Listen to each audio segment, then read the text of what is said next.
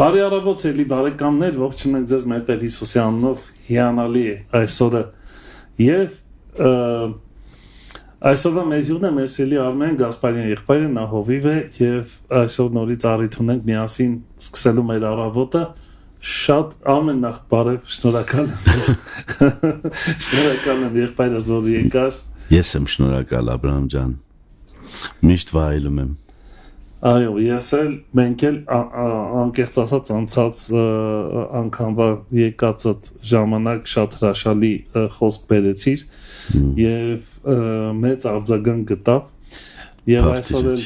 վստահ եմ որ պակաս չի լինելու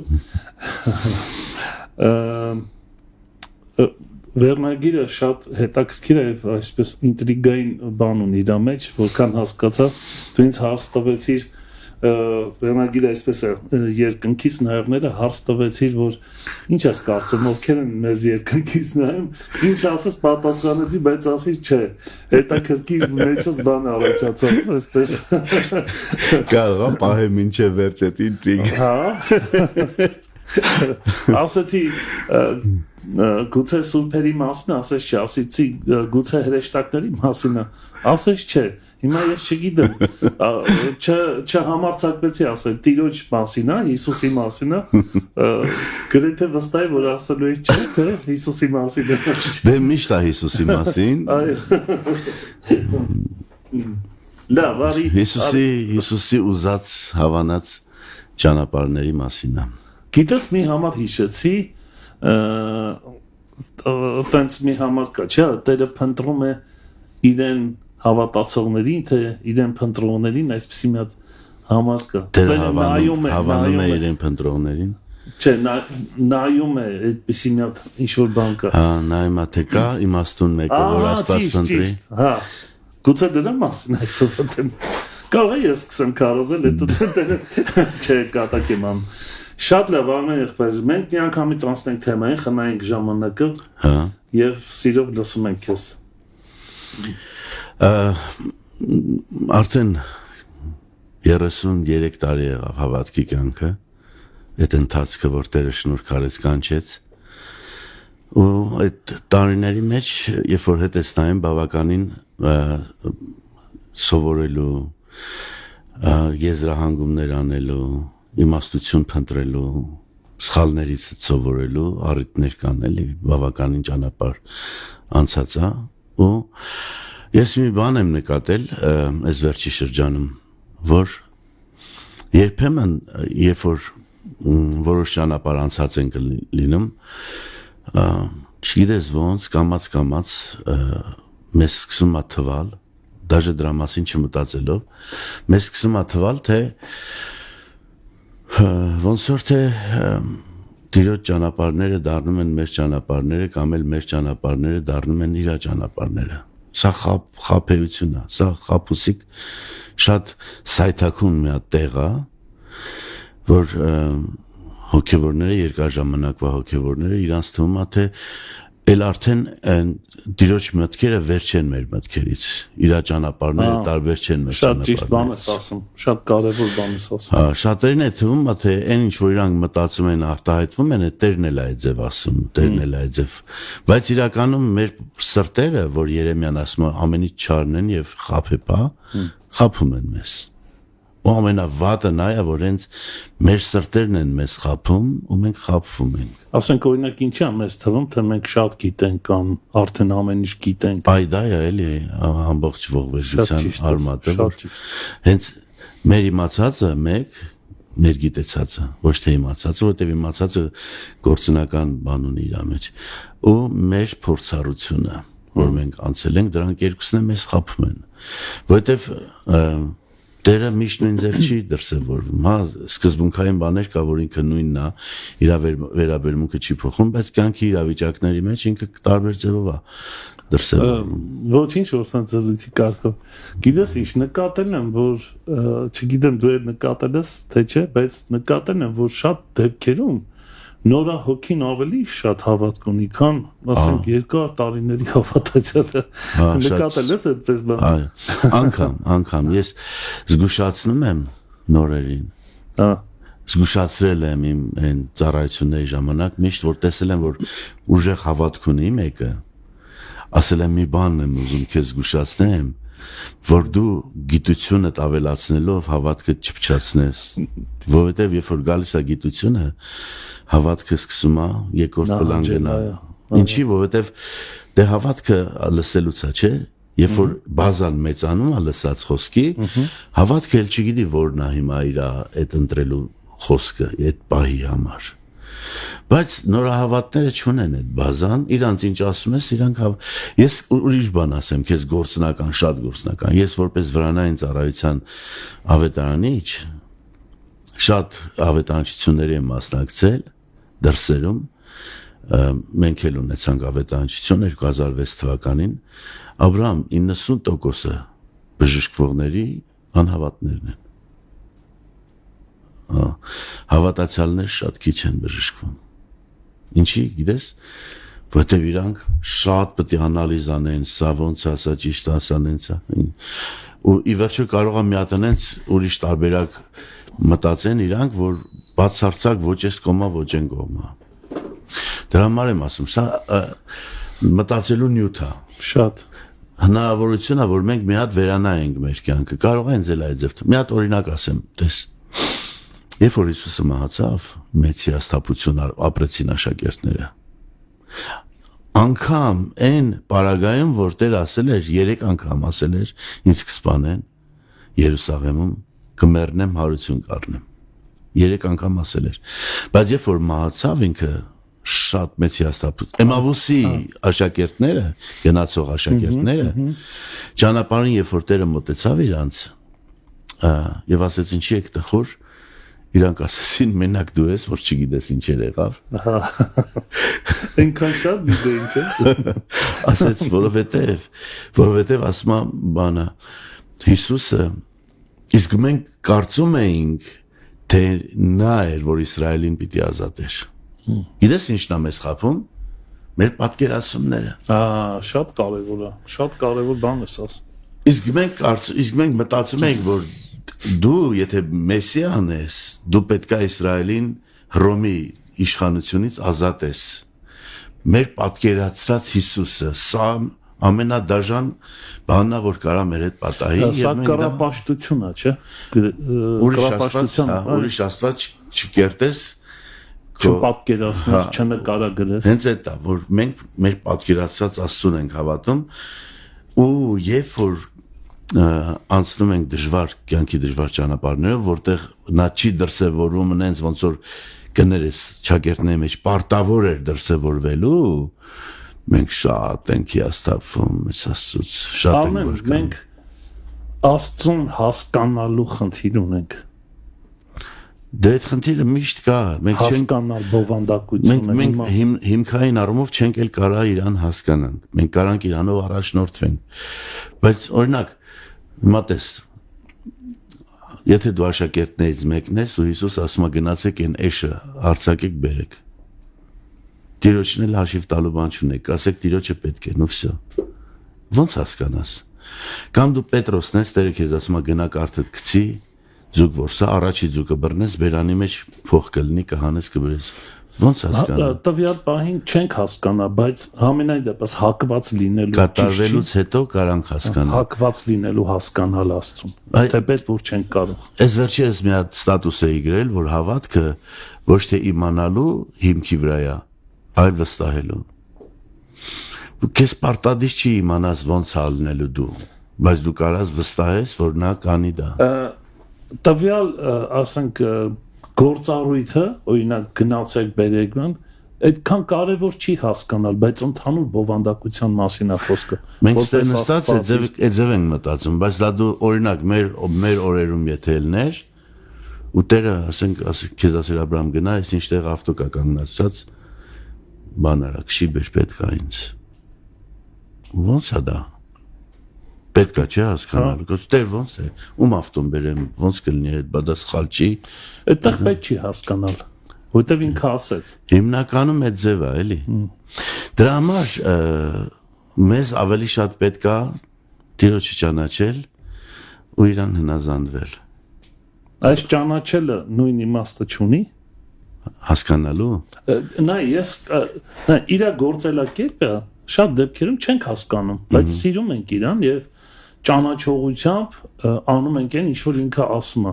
Սա չի մտնում իր ընդհանուր բովանդակության մեջ։ Հենց այդ այլի որ արդեն հասկանալը երկրորդ պլան է մղվում։ Երկրորդ պլան, բայց դա պետք է։ Ու մենք հասկանում ենք լինելուց հետո արդեն, երբ որ հնազանդվում ենք, արդեն հասկանում ենք։ Սրա համար է Տերը ասում է դիարա, չէ՞, տենց։ Եվ հիշեցին, որ Տերը ասում էր այս։ Շատ սիրուն է։ Գեղեցիկ է դա։ Բայց հիմա ինչու՞մն է մեր վերնագրի հիմնական էությունը, որ երկնքից նայողները։ Տես, մի հատ հրաշալի տեղ կա Հովհաննես ավետարանի մեջ, այն անցած անգամ մենք էլ տեղից նայեցինք 4-րդ գլխի 35 խոսքում, ասում է, արդյոք դուք չեք ասում, թե 4 ամիս կա եւ ոնց կհասնի։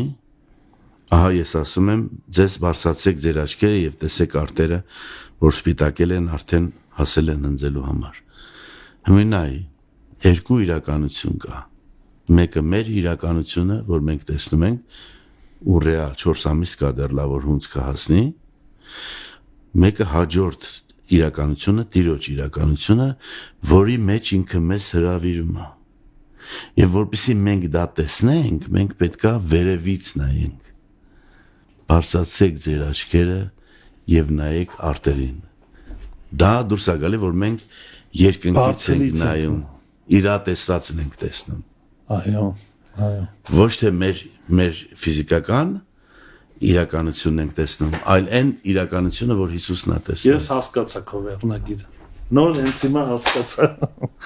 Բարձրից երկնքից նայողները, մարդիկ ովքեր երկնքից Հիսուսի հայացքով են նայում։ Վաու, շատ հզոր է։ Հենց այդ է։ Ու դա մեզ տրված ամենամեծ արտոնությունն է, որ մենք նայենք, տեսնենք այն ինչ որ ինքը տեսնում է։ Ու հավատքը դրա համար է, անտեսանելին տեսնելու։ Այո։ Այդ Պողոս ասում է վերին բաները մտածեք նույն իմաստ ունի, չէ՞։ Այսինքն վարի բանը շատ հեռուն չես կարա տեսնես։ Հետո երբ որ դու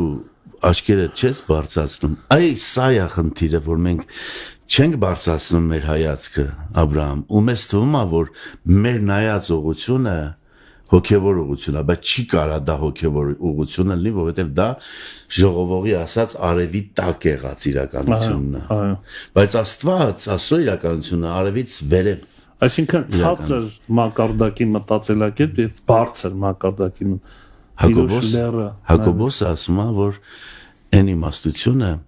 որը որ իր մեջ հակառակություն, նախանձ եւ այլն ունի, վերից չի, այս սրա մասին եմ ասում։ Շատ ճիշտ է։ Վերից չի։ Ինչա լալսի 3 կատեգորիա՝ երկրավոր, շնչավոր, դիվական, այո։ Ու գիտես ինչն է ահավոր, որ մենք երկրավոր, շնչավոր, դիվականը կարանք համարենք աստվածային։ Ու մեզ թվա թե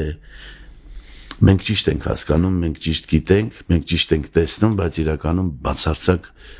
այդպես չի։ Բայց դրա սիմպտոմների մասին էլ չէ խոսում։ Վիճաբանություններ, կռիվ, անհասկացողություն։ Դա հենց այդ է, մարմնավոր մտածելակերպը ու հոգևոր մտածելակերպը դրանք իրար միշտ հակադրվում են, միշտ հակառակվում են։ Բայց տես որ մենք ունենք այս հրավերը, բարձրացեք ձեր աչքերը։ Ինչի է ինքը ասում սա, որովհետև մենք 99% չենք անում այս բանը։ Կարող է 1%-ի մեջ մենք ինչ-որ բան ստանում ենք, հայտնություն, որոշ ժամանակ ապրում ենք մենք այդ հայտնությունով, հետո դա դառնում է նորից այդ ոչ վերևից նայելու մի բան, այլ դառնում է մեզ համար սովորական մի բան։ Դառնում է սովորական մարդկային տեսանկյուն ու դրա վրա կաղապարվում ենք մենք, բայց Աստծո գործը միշտ սա է, որ մեր հայացքը բարձրացնի երկինք։ Ուրիշ բան ես տեսնում։ Վարից ուրիշ բան ես տեսնում, երկնքից տեստեղ հետաքրքիր մի բան էլ լավ հայտնություն էր։ Ասում է դուք ասում եք 4 ամիս կա, այսինքն առաջնորդվում էին տեսածը։ Ոչ միայն տեսա, հաշվարկներով, ստեղ հաշվարկի հարցել կա։ Դե դա տեսածի դրա մեջ է մտնում, այո, ճիշտ է։ Անջատեմ չխանգարի։ Օրինակ Աբրահամը, որ Տիրոջից մի հատ բան էր ստացել, այսինքն խոստում էր ստացել, որ ես քեզ սերունդ կտամ, քեզ ազգ կդարձնեմ, երկիր կտամ։ Ըստ էության ինքը դրա այդ ամենից մեջից մի բան էր վերցրել, էլ ինչ որ իրան շատ պետք էր, որ ինքը որդիկ ունենա։ Բայց Աստված ինչ էր ասել, չէ՞, ինչ էր ասել։ Սերունդ բան մոռացել էր իր, հա։ Մենակ որդի, ու շատ կարևոր բան է։ Ինքը ապրում էր այդ տեսանկյունով ու անընդհատ երբ որ Տիրոջ հետ հանդիպելու առիթեր ունենում, ինչ էր ասում։ Ասում էր դու ինձ որդի չտվեցիր։ Դու ինձ որդի չտվեցիր։ Էգո կար դրա մեջ։ Լրիվ։ Ինչի, որովհետև դա իր անվան նախարդարացումներ լինելու, որովհետև Աբրահամ նշանակում էր բարձր հայր, ինքը դեռ պետք է հայր դառնար։ Իր անունը պետք է արդարացներ։ Այսինքն կներես, Տիրոջ տեսադաշտը ազգերն էին։ Աբրահամի տեսադաշտը միաձավակ, բայց ասում եմ ես քեզ ազգ եմ տալու աստղերից։ Ու Աբրահամը չէր լսում։ Չէ, շատ կարևոր։ Այս սա է երկնքից նայելու բանը Աբրահամ։ Ասում 25 տարի պետք եղավ, որ Աբրահամին սովորացնի դա։ Որ նայի, տեսնի այն ինչ որ ինքն է տեսնում։ Ու դա գիտես ոնց եղավ։ Երբ որ այդ մի հատիկը ունեցավ, հետո Աստված ասեց հիմա բեր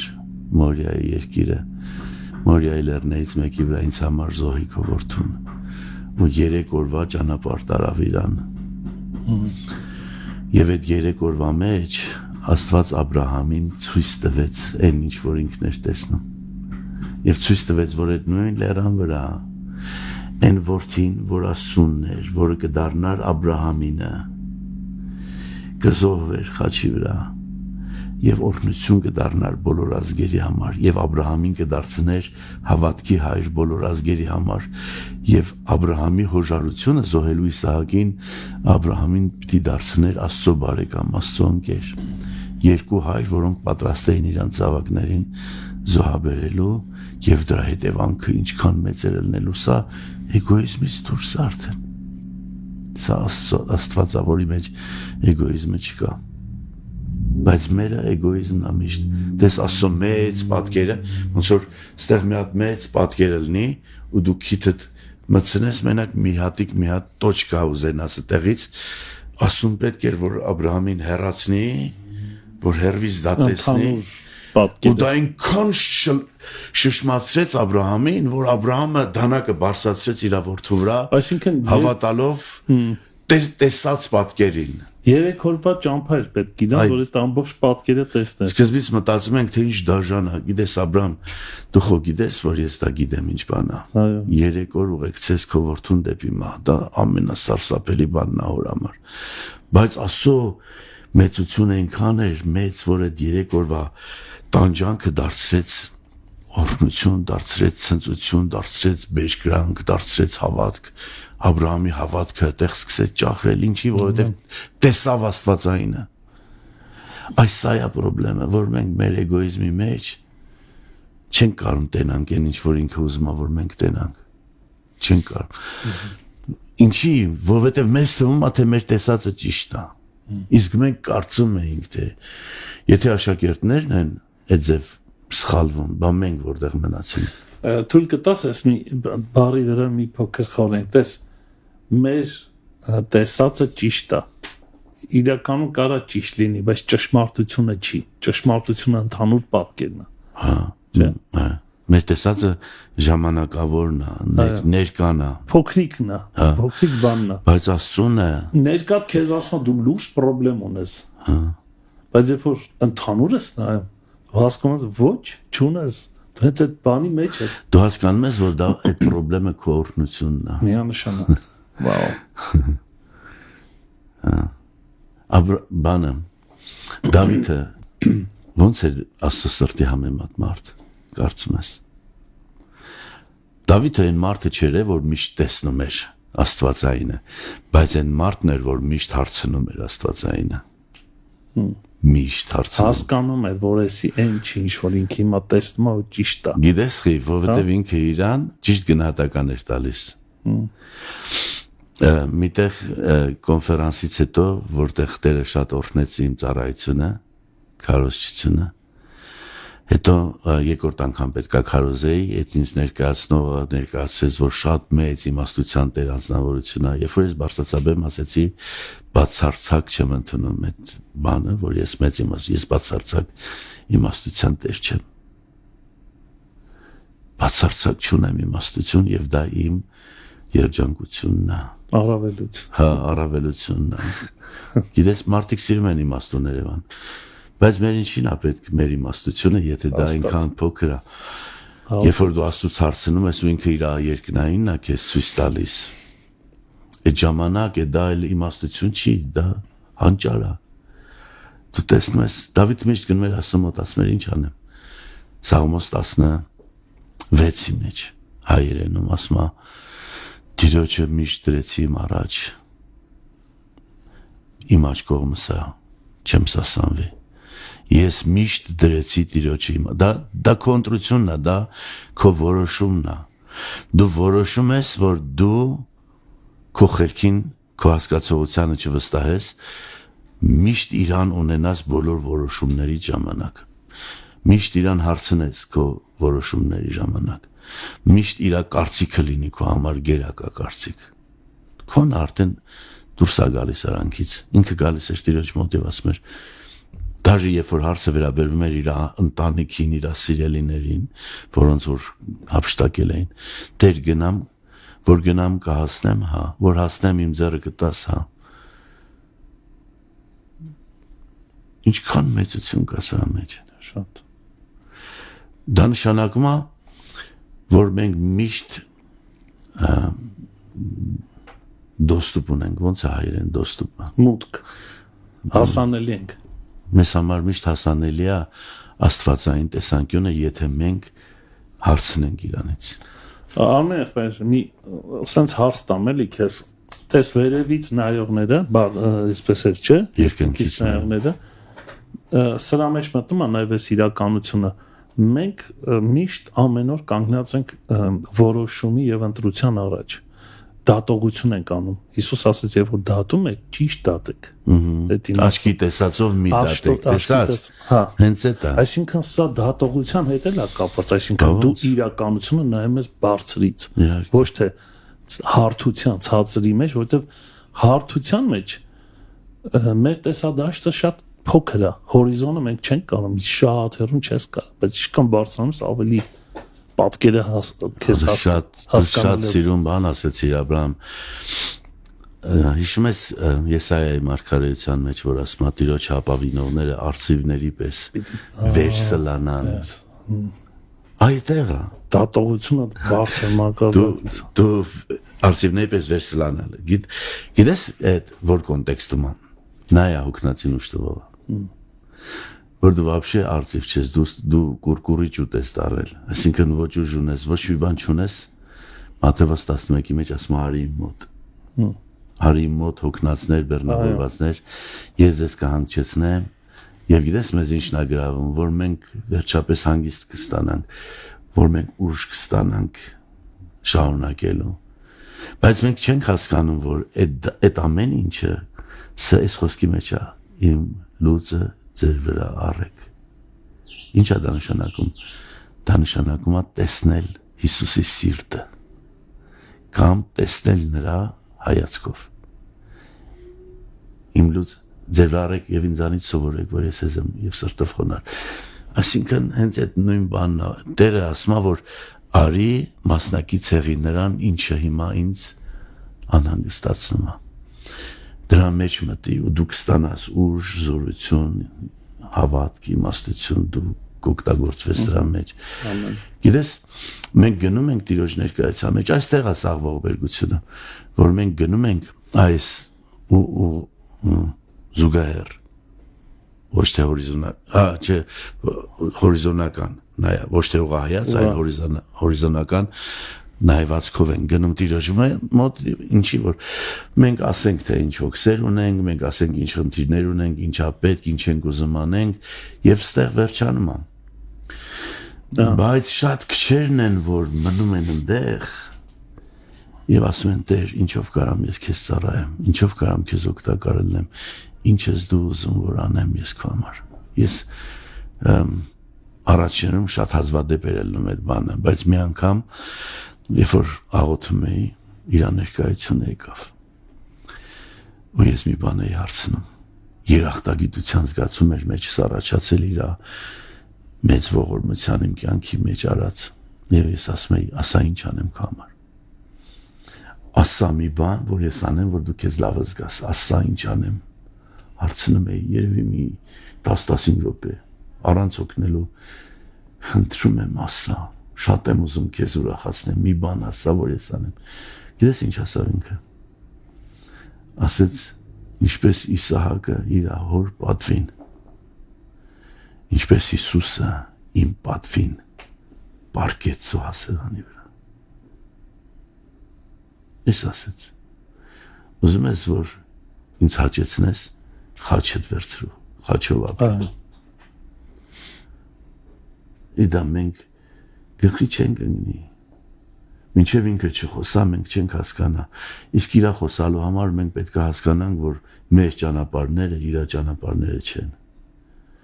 Ինչպես որ երկինքը երկրից բարձր է, ինչ է սա նշանակում։ Անհասանելի չի, բարձր է։ Այսինքն մարմնավորի համար անհասանելի է, բայց հոգու համար դա հասանելի է։ Որ մենք կարանք տեսնենք այն վերևինը, երկնայինը, կարանք ունենանք դա, մենակ թե հանկարծ չմխիթարենք մեզ, որ մենք լավ էլ գիտենք, լավ էլ հասկանում ենք, լավ էլ անում ենք։ Տես, քանի որ երկնքի մասին ենք խոսում,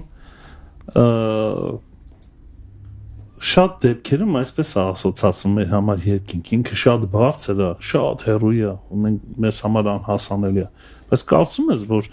այդ բարձր դատողությունը, բարձր մտածողությունը, Քրիստոսի միտքը, սա երկինքն, այսինքն ինքը քո մեջ է, ինչ կասես։ Հենց դրա մասին է ուզում խոսամ, Աբրահամ, հենց այդ է, որ շնորհքի, նոր կտակարանի շնորհքի ճոխությունը կան մադրանում, որ Աստված այդ ամեն ինչը մեր մեջ է բերել, մեր մեջ է։ Երկինքը ստեղ։ Այո։ Պետք է ստեղ լինի։ Հրեաներն ասում են երկինքը մեր վրա կապարի պես է, փակ է։ Բայց մեզ համար մեզ պետք չի, որ կաչես հենց որ ճեղքում անենք, ճեղքենք, էս անենք, այն անենք, ինչը ճեղքես դա քո մեջ է եկել։ Պրոստը ասեց։ Հա, դες դա էլ է։ Ինչի արքայությունը ձեր մեջ է։ Այո։ Այո։ Նայ, ում ասեց, հետաքրքիր է, սա թեմայի մեջ է, տես ինքը փարիսեցիներին ասեց, որտեղ է երկնքի արքայությունը, հարստավ ինչ է, ոչ ստեղա, ոչ ձեր մեջ, այսինքն այ մարդ, խոսքը քո մեջ է, դու ընկել ես երկնքի արքայությունից, ման ինքն է, որ կառուցում է դա, չէ, ես իմաստով նաև։ Հա, ասում այդ խոսքը քո սրտի մեջ է, քո լեզվի վրա։ Սա է արքայությունը։ Հա, ուղղակի տարբերությունը սա է, որ այն, որ մենք ունենք, մեր մտքի մեջ է, ոչ թե մեր սրտի մեջ է։ Այո։ Ուրիշ բան ասեմ, Աբրահամ, այդ մեր մեջ լինելով, մեզ երկրորդ արտոնությունն էլ է տրված, Աբրահամ ջան։ Տերը ասում է, որ երբ որ աղոթելու լինեք, մտեք ձեր ծածուկ սենյակը։ Ընդեղ է։ Այդ թեմանից հալացնում է։ Մենք գնում ենք ծածուկ սենյակը, երկինքը ընդեղ է իջած, հոր ներկայությամբ։ Ու մենք կարանք իր այդտեղ մենք արծիվների պես սավառնում ենք իր հետ։ Այո։ Այո։ Այնտեղ տեսնում ենք այն վերևի տեսանկյունը, երկնքից նայողների տեսանկյունը։ Այստեղ 71 Սաղմոսը հիշեցի։ Հա, որն է։ Միջև մտան հրասարփարանը։ Հա։ Սման բարտավանների ճոխությունը տեսա գժված, բայց ես ինչ եմ ձեռներս իզուր եմ լվացել։ Հա։ Ուզեցի հասկանամ, չկարողացա։ Ինչն է պատճառը։ Ցածր բարձրի մասին է նորից։ Իսկ մեր համար ոչ թե սրբան, այլ սրբության սրբոցը ծածուկ սենյակի մեջ է։ Ամեն։ Հայր ընդեղ։ Ամեն։ Ընդեղ ես հասկանում ինչ բան է վերև, ներքև, բարձունք։ Ու գիտես, որ ինչ եմ նկատել շատ այս վերջի շրջանում, որ Մենք Աստծուն ոչ մենակ ասում ենք ինչ պետք է ինքը անի, այլ նաև ոնց պետք է անի եւ ինչու պետք է անի։ Խնդրում ենք, համապատասխանում ենք, ասում ենք ոնց անի։ Եվ ինչի պետք է անի ինքը։ Իրան պատճառ ենք տալիս, որ ինքը պարտադիր պետք է։ Մոտիվ ասում ենք բան, չէ՞։ Դա հոգևոր մանկության համար նորմալ է, բայց երբ որ դու հոգևորապես աճում ես, դու պետք է քեզ հաշիվ տաս ում հետ ես խոսում։ 100%։ Ոնց խոսաս իր հետ։ Օրինակ ես վերջի շրջանում ասում եմ ինձ սովորացրու ունենց աղոթեմ, որ հանկարծ քեզ չնեղացնեմ։ Բայց Հովհաննեսը դրա մասին խոսք ունի, ասում է մենք գիտենք, որ ինչ որ խնդրում ենք նրանից իր կամքի համաձայն, նա տալիս է մեզ։ Ինչ որ լսում է, նաև տալիս է, հա։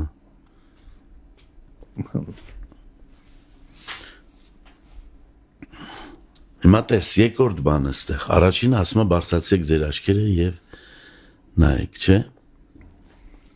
Երկրորդ բանը ուղղություն է տալիս, որ կողմ նայենք մենք։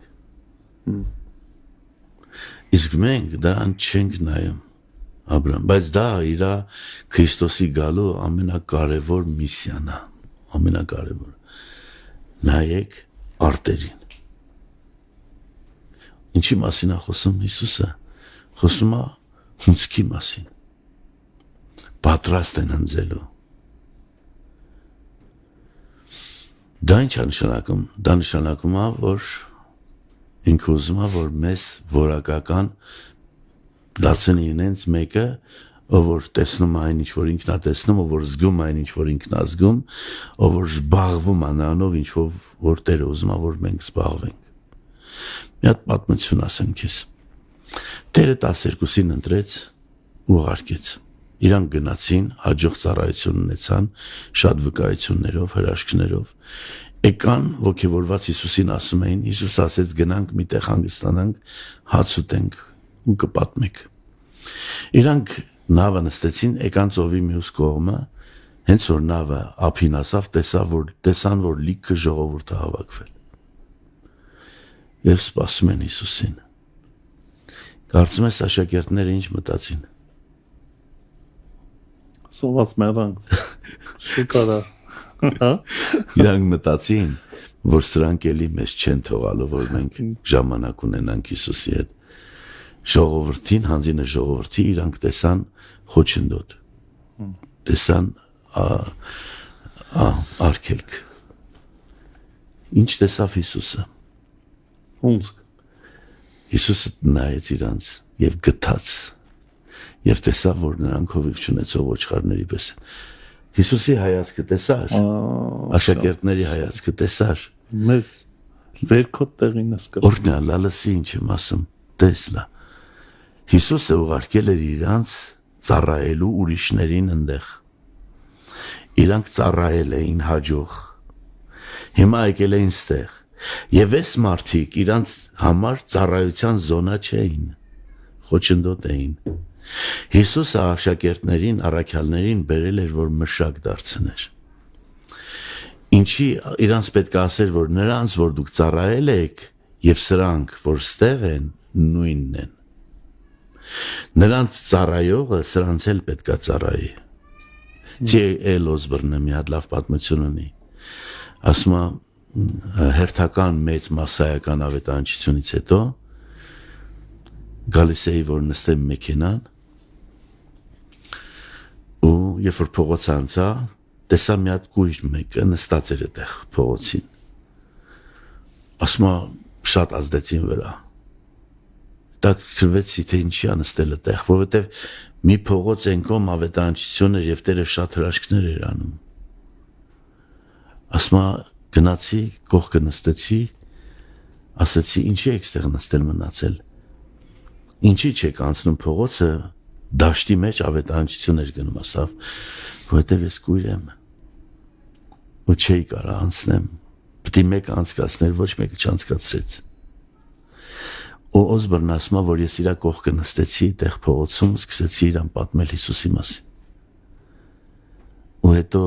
ասեցի կուզես քո համար աղոթեմ։ Ասեց շատ կուզեմ, ձեռքերս դրեցի իր վրա ու աղոթեցի ու Տերը բացեց իր աչքերը։ Օսբորնը ասում է դու չես կարա մասսային ծառայես,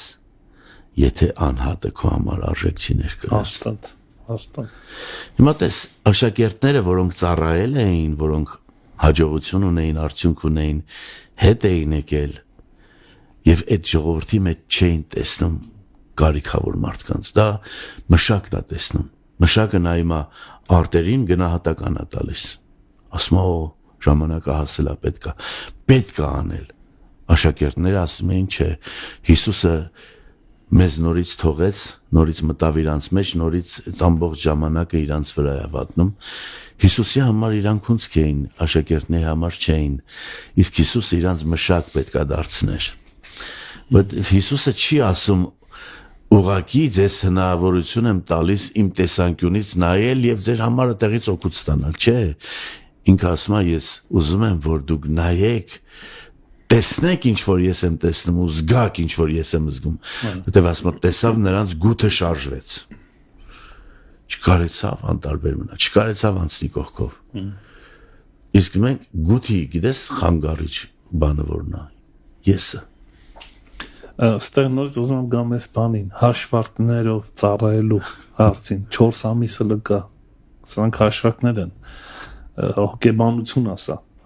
հաշվարկով հոգեբանություն են, իստեղ ես ինչ օգուտ ունեմ, չունեմ, էլի, քո ասացի շարունակություն, էգոն ինքը հաշվարկներ ունի, ստեղ արժի, թե չարժի, աստեղ հարուստներ են, ընդեղ աղքատներ են, սրանք սաղ, ես միտի շատ եմ բարտասնում երևի, բայց իրականում,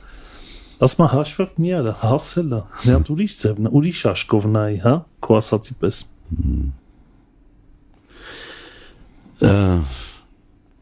Գիտես, Պողոս առաքյալը սենց բանը ասում, ասմա դուք Աստծո մշակությունն եք, տնտեսությունն եք, մենք տնտեսներն ենք։ Լալս ինչ ասում, Հիսուսի սիրտը ունի Պողոսը։ Ասում ով է Պողոսը։ Սրանք պաշտոնյաներ են ամեն մեկ իրանց գործն անում, բայց դուք եք տնտեսությունը։ Լսում ես։ Սա այն ինչ որ Հիսուսն է ասում, նայեք, տեսեք, զգացեք, նույն գնահատականը ինչ որ Հիսուսն ունի։ Պողոս ասում է մենք չենք կարևոր, հունցքն է կարևոր։ Բայց էգոն, բայց հունցքը ուրիշ բան է ասում է մենք ենք կարևոր։ Հունցքը վերցնում է միշտ։ Ինչով կծառայես ինձ, աղոթի իմ համար, ինչ ունես Տիրոջից իմ համար, բայց մշակը տալիս է միշտ։ Տվող տեսակ։ Հա։ Հունցքը մտածում է իրա կայանալու, իրա լինելու, իրա փրկվելու մասին, մշակը մտածում է հունցքի հավաքելու մասին, տեղ հասցնելու մասին, խնամելու, հա, սրա մասին է մտածում։ Դրա համար մինչ Տիրոջը պետք է որ մեզ ազատի մեր եսից, որ կարողանա դարձնի մշակ։ Իսկ դա ալտերնատիվա տեսնելուց է գալիս, որ դու տեսնում ես ուրիշ մի բան։ Ուզգում ես ուրիշ մի բան։ Մի հատ ուրիշ օրինակ ասեմ, որ շատ ուժեղ կլրացնի։ Եսայա 6-րդ գլխի մեջ, Եսան հայտնվեց Աստծո ներկայության մեջ, տեսավ սերովբեներին, տեսավ երկրպագությունը, տեսավ Աստծո գահը, Աստծուն տեսավ, հետո տեսավ իրան։ Ու տեսավ, որ ինքը մեղավոր է։ Հետո խոստովանեց իր մեղքերը։ Հետո սերովբեն այդ այրվող ածուխով կպավ իր շուրթերին, ասեց քո մեղքերդ քավեցին, չէ՞։ Աբրահամ անմիջապես սրանից հետո Եսայան մի հարց լսեց գահի մեջ, եղած մի հարց, սա գահի ճգնաժամն է, կոպիտ բառ եմ ասում, բայց կբացատրեմ, ում ուղարկենք, ով կգնա մեզ համար, դա ուղղված էր Եսայային, չէ, դա ընդհանրական էր, կոնկրետ անձին չէր ուղղված, Եսայայի անունով չէր դա, այդ հարցը դարերի միջով գալիս է եւ հասել է մեզ, հիմա էլ այդ հարցը հնչում է գահից, բայց ով է լսում, Աբրահամ, ով է լսում, նա ինչ է խնդիրը, որ մենք չենք հասնում նրա սրտի բեռին։ Հիսուս ասում է հունցքը շատ է, մշակները քիչ են, աղաչեցեք հունցքի տիրոջը, որ մշակներ անի։ Հունցքի տիրոջը, այո, Աստված այդտեղ նոր անունով է Հիսուսի միջոցով հայտնվում, որ ինքը հունցքի տերն է։ Պատկերացնում ես Աստվածային էությունը ուղիղ կապված է հունցքի հետ։ Քեզ ուրիշ բան ասեմ, ինչի է Հիսուս ասում հունցքը պատրաստ է, եթե 4 ամիս կալա դեռ։ Գիտես, որովհետև սերմը երկնքից հասել է հողին։ Մնում է մեռնի։ Իսկ ինքը գիտի, որ կմեռնի։ Դրա համար երաշխավորում է, որ հունցքը կլինի եւ շատ հունց կլինի։ Ես հարց ունեմ, միտքդ եթե ավարտես, հետո կտամ։ Այս մի միտքն էլ ասեմ ու այն որ ասում եմ, ասեցի գահի կրիզիս, այս այա մշակները քիչ են։ Քիչ են այն մարդիկ, ովքեր որ Հիսուսի հայացքով են նայում, Հիսուսի զգացածը զգում են եւ պատրաստ են զբաղվելու հունցքով։ Ստեղ մի հետաքրքիր բաներ կա, որ ուզում եմ նկատենք Արմեն եղբայր, վստահ եմ համաձայն կլինես։ Ես այն հետաքրքիր բան ասում, երբ որ Տեր ասում ով կգնա եւ ես այն հասկանում եմ, որ այդ խոսքը իրան է վերաբերվում եւ հետաքրքիր բան ասում է ես պղծաշուրջ ժողովրդի մեջ եմ ապրում։ Դու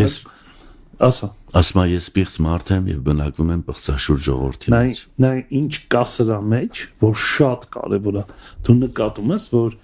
ինքը իրան նույնականացնում է ժողովրդի հետ։ Ինքը այդտեղ խոստովանում է, որ ժողովուրդը, որ պիղծ է, ես էլ եմ դրան մի մասնիկը։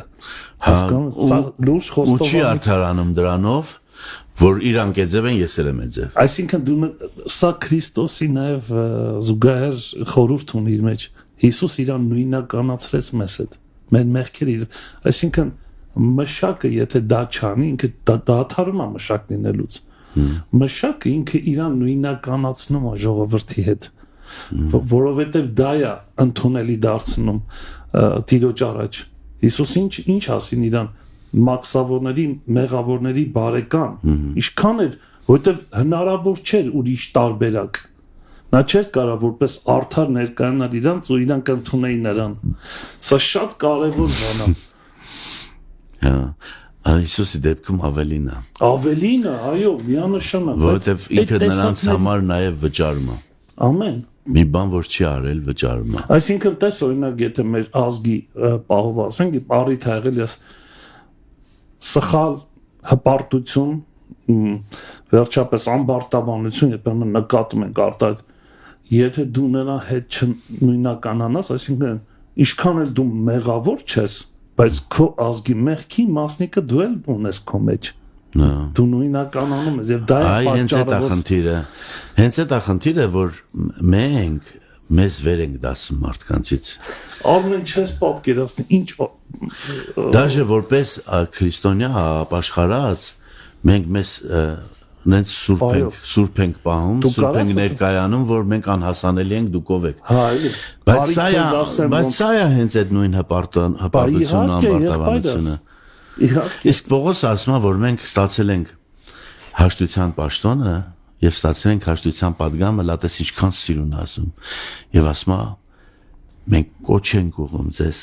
ոնց որ թե Հիսուս Քրիստոսը ինքը կուղեր աղաչում ենք ձեզ հաշտվեք։ Մի ուրիշ տեղ Պողոսը ասում է աղաչում եմ ձեզ։ Ես ասում եմ պատրաստ եմ իմ ազգի համար անեծք վերցնեմ Քրիստոսի կողմից մենակ Իսրայելը փրկվի։ Հա։ Վաու։ Գաղտնիք ասա։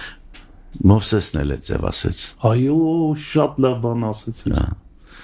Մովսես ասեց, եթե իրանց պետքա վերացնես ինձ էլ, իմ անունն էլ ջնջի քո կյանքի գրքից։ Ով կարա ասես։ Դու զգում ես Տերը ինչին է կպնում։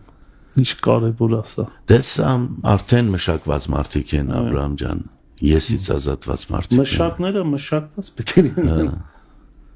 Իրանք արդեն ազատված են եսից, ուրիշ բանով են տան։ Աբրահամը այդ երբ որ իրոք ստացավ այդ աստվածային տեսիլքը, ուրիշ մարդ եղավ ինքը, Աբրահամ ջան։ Արդեն հասկացավ, որ Իսահակը նախատիպարն է պրոստը որ Իսահակը չի, Իսահակի միջոցով Աստծո որդին է, որ պետք է գա։ Դու լավ պատկերացրու Աբրահամի համար ինչքան մեծ պատիվ է, դու էլ ես Աբրահամ, չէ՞։ Մարկոս 1:1-ում ասում է Հիսուս Քրիստոս Դավթի որդի, Աբրահամի որդի։ Դու պատկերացնում ես Աստված ինչքան է ազատ այդ եսից, իմից, որ իր որդուն տվել է եւ Հիսուսը արդեն կոչվում է Աբրահամի որդի։ Եվ Աբրահամը ասում է երևի մտածում ես չէի էլ կարա հասկանամ սա ձև չէր որ հասկանայի, որովհետեւ նա միշտ ավելին է անում, քան մենք խնդրում ենք կամ խորհում ենք, չէ՞, ուզում ես դիեզերական երևակայություն ունեցի, մեկ Աստված դրանից ավելին է անում մեզ համար։ Դրա համար երբ որ մենք նայում ենք այդ տեսանկյունից, հետո մենք զգում ենք իր ազգացածը, հետո մենք գնում ենք դեպի այդտեղ, մենք պատրաստ ենք մարդկանց համար ժամանակ տալու, ծառայելու, հոգսանելու եւ այլն։ Սա ինքնամոռաց կյանքն է, անznուրած։ Հա, խաչով Հիսուսին հետևելու։ Ի վերջո սրան դա էլ մեզ դարձնում է այն, որ ինքը ուզում է, որ մենք դառնանք Քրիստոսի պատկերը ունեցող մարդիկ։ Որն է Քրիստոսի պատկերը։ Նայել ուրիշներին, հոգալ ուրիշներին, զոհվել ուրիշների համար։ Տես օրինակ Աբրահամը այդ գաղտնիքը բացահայտել էր։ Սա շատ լուրջ է, ես մտածել եմ այդ ուղղությամբ, երբ որ գալիս են ասում են գնում ենք կործանելու Սոդոմն ու Գոմորը, իր հարցն է ինչա։ Եթե 50 արդար լինի, ինքը հասկացել էր արդար մարդու գաղտնիքը, թե Աստված ինչքան է դողում արդարի վրա, որտեվ արդարը նա է, ով որ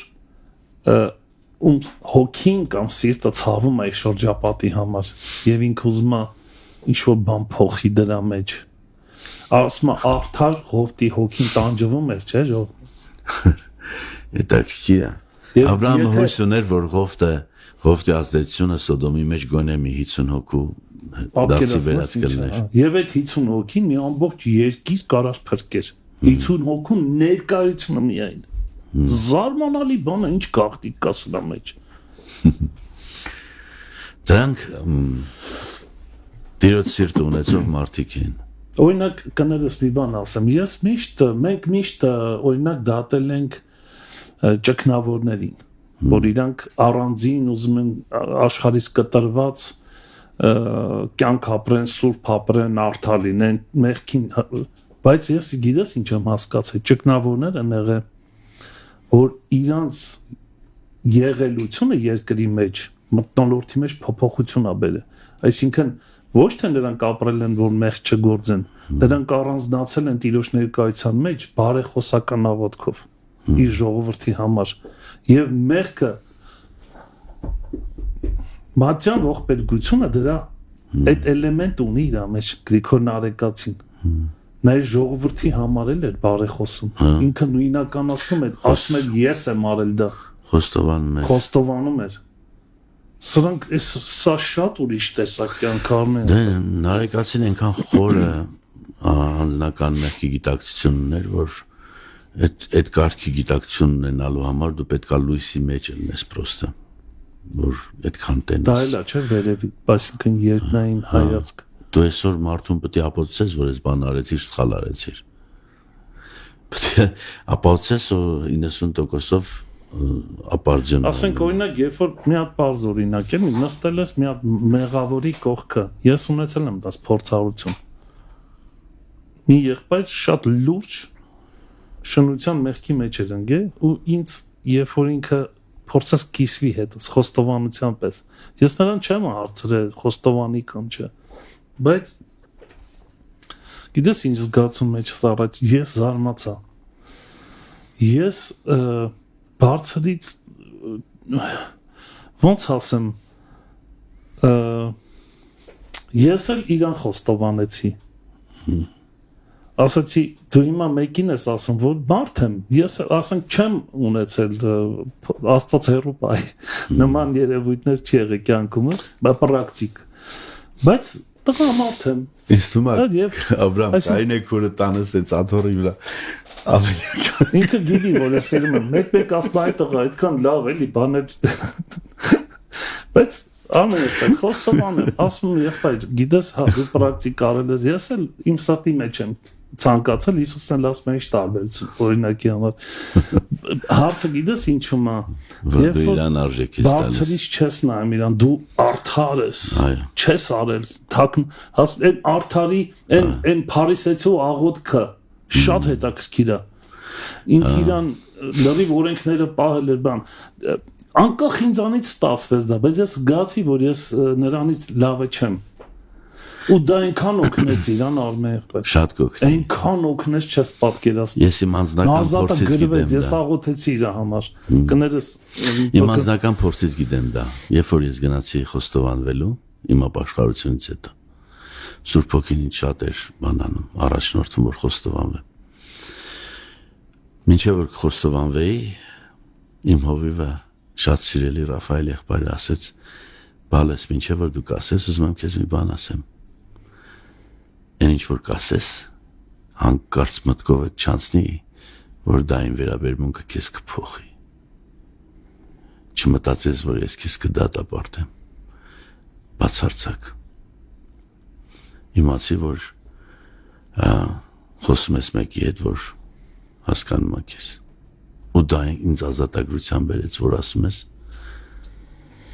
այդ 94 թվին դեֆիցիտը կա, լուրջ դեֆիցիտ կա։ Որտեվ մենք դառնում ենք մեկը, ով որ այնց հետ եմ ասում, գնահատում է իր փորձառությունը, իր ձեռք բերած գիտելիքները, ով որ լավ ազգում իրան ամբիոնի հետևը, ով որ վերևից սովորացնում է, եկեք սովորացնեմ ոնց ապրեք, հասկանում ես, բայց Հիսուսը մտնում էր իրանց մեջ, իրանց մեջից իրանց սովորացնում էր, քարոզում էր, բժշկում էր, կերակրում էր, մեջից, չէր էլ ասում եկեք ձեզ սովորացնեմ, ասում էր Երանի հոգով աղքատները, մենք կարիք ունենք տեսնելու Հիսուսին, Աբրահամ ջան, այ ժամանակ առ ժամանակ մենք պետքա դա ունենանք այդ նորից տեսնելը, որ հանկարծ չկտրվենք իրականությունից, մերը չստեղծենք, չխաբվենք, չթռնենք ուրիշ ուղղությամբ։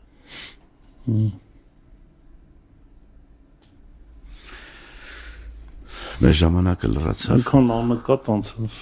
այնքան կուզեի շարունակենք, այնքան լավ թեմա է սա։ Ես վստահ եմ, որ սա Աստծո սրտի թեման է։ Եվ կարծես թե հիմա էլ այդ ձայնը հնչում, ով կգնա մեզ համար։ Հա։ Ես հավատում եմ, որ Աստված արթնություն է պատրաստում մեր ազգի համար։ Աբրահամ, ու մշակներ են պետք։ Հիմա պետք են մշակներ բարձրանան, որովհետև ոնց կգալիս է։ Հեշտ բան չի մշակ լինելը։ Բայց մեծ վարձք ունի։ Մեծ վարձք։ Ամենքին չի, որ ինքը վարձք է ասում, մշակներին ասում է վարձք ունի շատ։ Այսինքն հետո ասում է կներես, ասում է ցանողն ու հնձողը մեկտեղ պետք է ուրախանան։ Այդ Աստծո հետ բարեկամ ես դառնում, դու մտնում ես իր գործի մեջ։ Ինքը ցանել է։ Ասում է Պողոսը տնկեց, Պողոսը ջրեց, բայց Աստված է։ Հիմա տես, Աստված իր որդուն է որպես սերմ ցանել։ Տես ինչի մեջ է ինքը մեզ կանչում։ Մասնակից լինելու Քրիստոսի հունձքին։ Սրա մեջ խորանալու էլի շատ բաներ կա, ու այդ հունձքի կարևորությունը ոչ թե քանակությունն է, այլ տեսակը,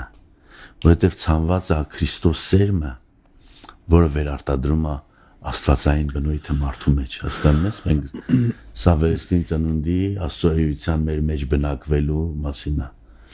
Փաստորեն եկանք այդ եզրակացության, որ կա հունձք, մեծ հունձք, որ Աստծո արքայության մեջ պետք է ինքը հավաքվի, եւ կան մշակներ, եւ մշակները ընտրվածներն են, որոնք պատրաստ են հունձքի համար, ընտրված մարդիկ։ Այսինքն այստեղ այս խոսքն է նաեւ վերաբերվում, կանչվածները շատ են, բայց ընտրվածները քիչ։ Ընտիր հասկացողությունն է սա, գիտակցությունն է։ Եթե մենք նայենք այս սորվա այս խոսքի կոնտեքստի տեսանկյունից, շեշտը չենք դնի մշակների վրա։ Վերևից, այսինքն երկնքից նայած։ Շեշտը հունձքն է։ շեշտը հունցքն է, այո, բայց մշակների կարիք ունի։ Մշակներն էլ տեսլա այն պատմությունը հիշում ես, որ մի այգու տերը դուրս եկավ իր այգու համար մշակներ վարձելու ու 3 ժամը 1 դուրս էր գալիս ու նորից կանչում էր, նորից ասում էր ինչ պետք կլինի կտամ, ոչ մի խնդրեմ չկա, ինչքան պետք կլինի ես կտամ, մենակ դուք եկեք, որտեվ հունցքի մասին էր խոսքը։ Այսինքն Աստված ոչ մի բան չի խնայում իր հունցքի համար, որդուն չի խնայել արդեն այդ սերմը ցանելա, դրա մեջ է արժեքը հունցքի, որովհետև Քրիստոսի բնույթն է դուրս գալիս։ Գիտես ինչ, այսօրվա թեման կիսաֆաբրիկատ մնաց։ Ավելի լավ, թող սարքեն։ Հենց ես դա եմ ասել, շատ ճիշտ։ Այս կիսաֆաբրիկատը պետքա վերարտադրվի մեջ, հա, app feeder, եւ այս թեմայի շուրջ դեռ լիքը բաներ կա, որ կարող ենք հայտնաբերել ու հասկանալ։ Եվ սա կհասկանան նրանք, ովքեր սիրում են Տիրոջը, ովքեր ծնունդ ունեն վերստին, ծնված են Քրիստոսում, Սուրբ Հոգով, Աստծո խոսքի միջոցով, կհասկանան այս թեման շատ լավ։ Մերսի եղբայր։ Փառք Հիսուսին, որ բացում է իր խոսքը ու կանչում է մեզ դրա մեջ։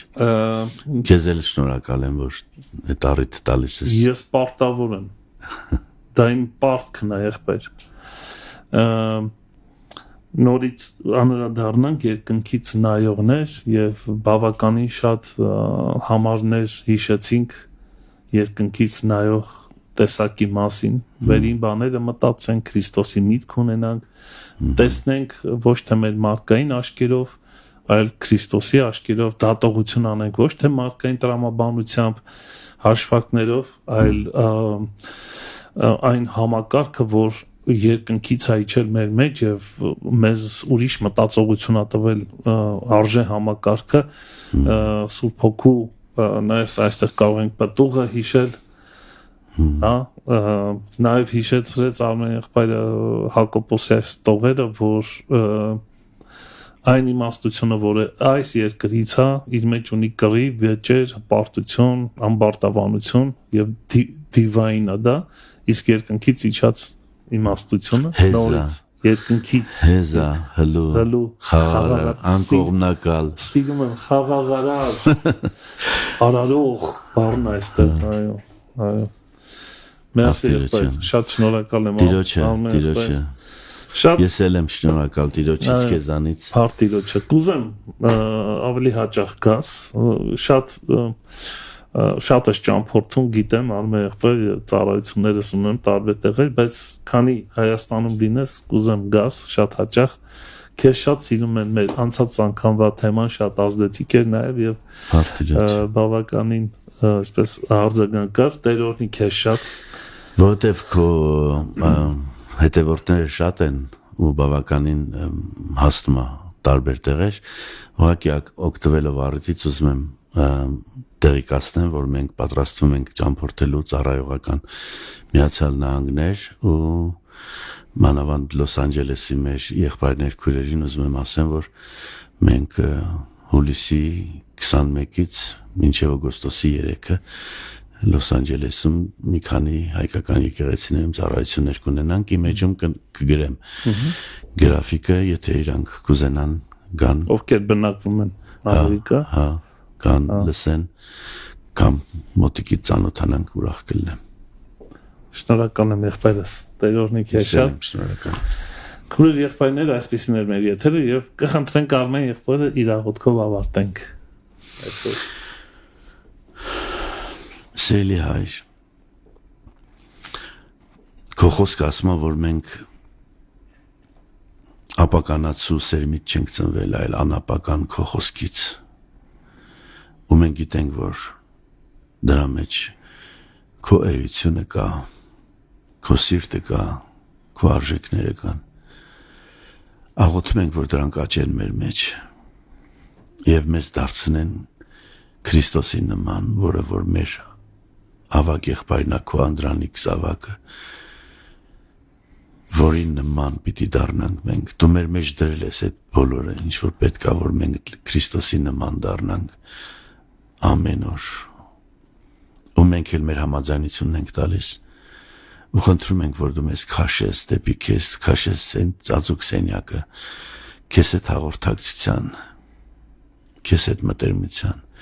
թող դրանք պես համար անփոխարինելի ժամեր դառնան Աստված։ Ամեն։